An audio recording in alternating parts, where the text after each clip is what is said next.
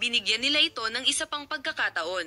Nagbahagi sina Enjan Akurek at Togbabuyek Usten ng isang mapagmahal na kaarawan at Enjan Akurek, na kamakailan ay nagbigay ng kanilang relasyon ng isa pang pagkakataon, ay naging mainit na paksa sa kanilang mga post sa social media na puno ng pagmamahal. Sina Togbabuyek Usten at Enjan Akurek, na naging magkapareha sa TV series na pinagbidahan nila at ang pagkakaibigan ay naging pag-ibig sa paglipas ng panahon, ay kabilang sa mga sikat na mag-asawa noong panahong iyon.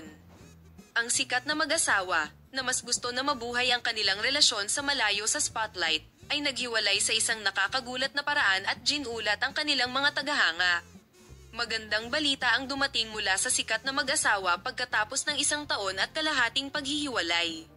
Si Togbabuyek Usten, isa sa sikat na mag-asawa na nagbigay ng isa pang pagkakataon sa kanilang relasyon, ay nagpahayag ng kanyang pagmamahal sa social media. Noong ika-4 ng Agosto, nagpasalamat si Enjan Akurek sa kanyang mga tagahanga sa pamamagitan ng kanyang ex account.